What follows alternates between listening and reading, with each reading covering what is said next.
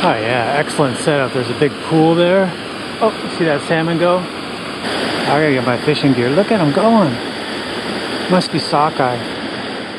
But looks like the tide's starting to drop a little now. I just want a good safe place to put my boat, so I might drag up into this pool and get it up there far enough I can tie it to those trees, because I want to be on the left side of that river.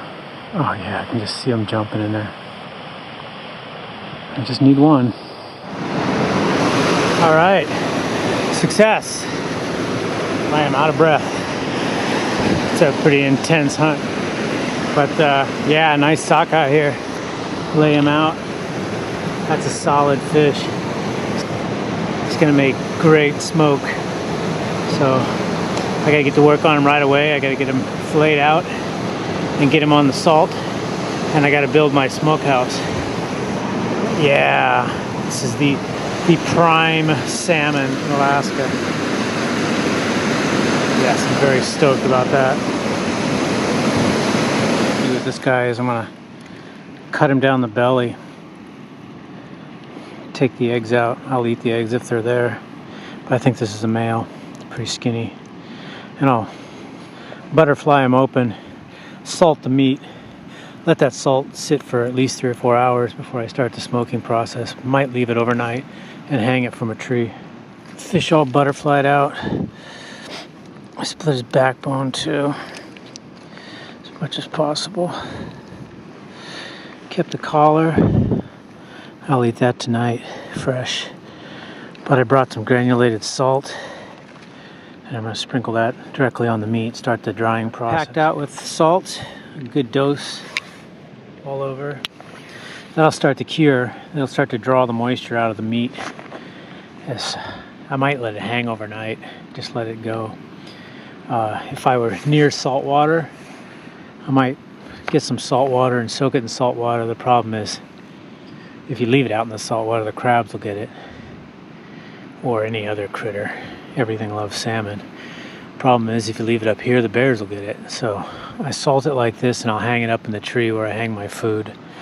And I'll eat the other stuff tonight, along with the rockfish I got earlier. I think it's too late to start thinking about a smokehouse, but I'll get one going in the morning and give it a few hours of smoke. But it won't hurt it to leave it dry overnight. All right, hanging from the tree. It's kind of open to the prevailing winds. That's pretty good. So it should start dripping. And yeah, it's gonna stink. All right, fresh sockeye in the pot. Not my favorite way to cook sockeye, but it's gonna have to do for tonight. Off and on rain, coming and going. Just doesn't want to let up. Day 6 of rain. It really is over the top for June. July, 4th of July. Anyway, some rockfish fillets, that to cook up, and the other salmon's hanging in a tree over there, 100 yards, the rest of it, and I'm gonna hang the other food over here on this tree. So cook down to this, the red chunks, or the orange chunks, of course, are the salmon, the white chunks are the rockfish. So I pick all the bones out. It's kind of like fish chowder without any filler, just pure fish. A little salt, a little oil. And that's dinner. It's the end of the day. 4th of July. Got my salmon, got my bed, and across the river is a deer bedding down right there. It's a buck. I'm across the river from him, maybe 100 yards. Look right at me. Now it's a beautiful night. Tide's coming in. The sockeye are still jumping up the waterfall. I've got a full belly full of fish. Got all my food hung. Got my salted fish hung up. Looking pretty good for tomorrow. That's it for 4th of July. Well, I survived. It is July 5th. It's day 10. July 5th. 5th of July. It says summer begins on the 5th of July in the Northwest. Sure enough. Looks like summer. Blue sky, no rain. First time in a week. We had 6 days of cloudy, rainy weather. And it's taken its toll.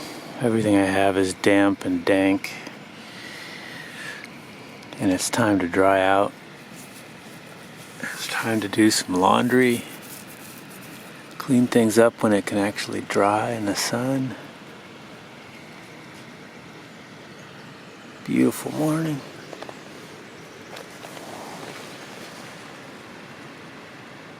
Sun's coming up in my little valley. Had my breakfast. I put the food back up in the tree up there.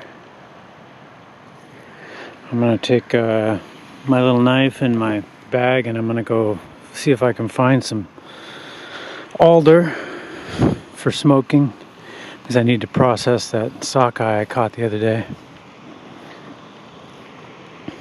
Caught him yesterday and salted him down. And I hung him in the tree over here. We'll salt him down as part of the first stage of the curing process for smoke. It removes a lot of the water out of the meat. After I butterflied him open. And then I hung him up in the tree there. It's a beautiful fish. Just bright red. So he still survived up there overnight. Nothing got to him. I'm sure the salt's doing its thing. It's hung by a hole in its tail. So the thickest part of the meat is downward. As the salt does its thing and starts to drip off the end, it makes sure that more of that salt is in contact with the thicker part of the meat, as that's the last part that drips. Still fish jumping up that waterfall. I'm sure I didn't even make a dent in their population. Thousands of fish moving up into that lake. But I need to go around and see if I can find some alder, because that's my wood that I'm going to use for smoking the fish. Well, I don't see any signs of alder. Maybe there's some up by the waterfall. I'll go check there next. But these are berries. Thimbleberries. Just early July is a little too early for them. Just not quite ripe yet. A little too early in the season. But there's a Doug fir that toppled down out here. Seemed to crash here. Left a lot of nice sticks of wood here. So I can just pop these out. This would be good base wood for having coals for a fire. I'm gonna go up the waterfall and see if I can locate a alder. But I'm gonna march up here. Most of this is trail cut by bear, and see if I can get up to the upper river edge through here and not run into any bears in an unpleasant manner, and see if I can locate an alder. Well, here's an interesting view of the old growth rainforest. The falls down there. You see the salmon jumping. I tried to film some of that salmon jumping today. It's pretty cool. They're big salmon too. Some of them got to be pushing 10 pounds. Sky out there. But like the pathway, the roads through the forest are all cut by bear, of course, over thousands of years. Like this trail right here. And of course there's bear scat right there. So there's bear in here, of course. Brother bear. But just some amazing stuff from old growth forests. rainforest, everything covered with moss. I'm gonna push on, see if there's some alder around the edge of the river. The Impassable Falls. There's a bunch of fish down in that pool, and every once in a while you see them jumping up the stream. Not often, but see if one will jump for the camera here. Of course, they have to go up through all this, then they have to get up where another falls up there. So I think Clackamas Lake would be over this way, and I might try to hike there later this afternoon.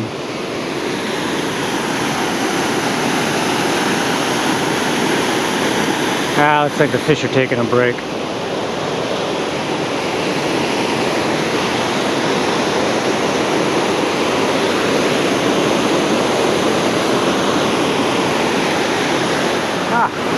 There's an alder right in front of me.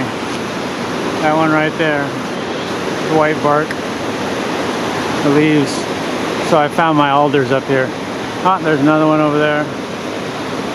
Great. I just need to find one on this side of the river so I don't have to cross the river.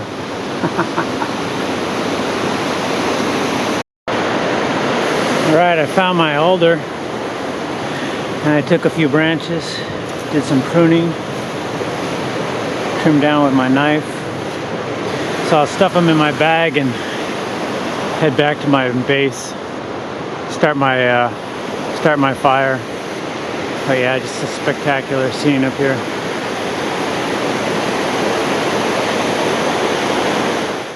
So all the major components are here. What I need now, I pulled this wet log over here. What I'm gonna try to do is build a brace that I can brace the fish, hang the fish over the fire, and get the smoke on them. But I've got all the components. I got all the Doug fir that I need for coals, and I've got all the green alder with the leaves, everything. That's gonna smoke a lot. Once the coals get going, the fish is hung. I need to reinforce this a bit so that I can hang this 6-pound fish over the top of it without it sagging into the fire. Of course, getting a fire started in the rainforest is never going to be easy.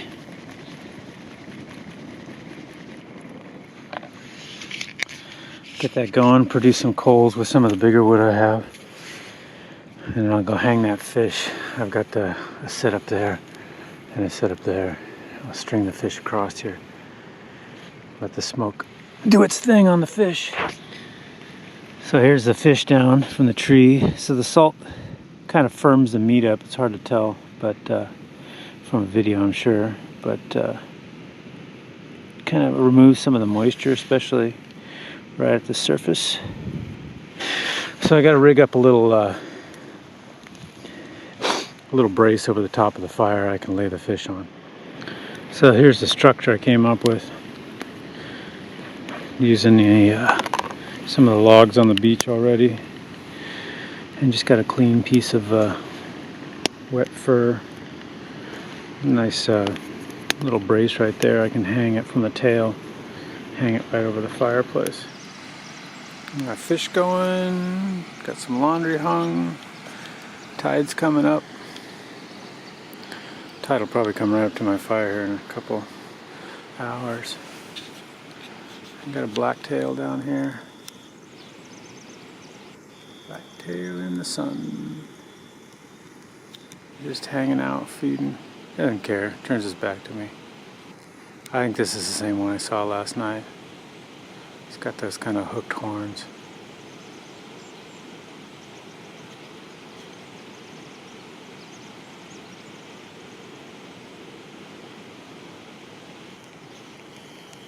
Just peacefully munching away on the grass. It's an idyllic scene this morning. Alright, there's the final product. Smoked sockeye over a base of quinoa. Some quinoa down there. Yeah, I'm telling you, this is the Alaska meal I'll be dreaming of. It's absolutely outstanding.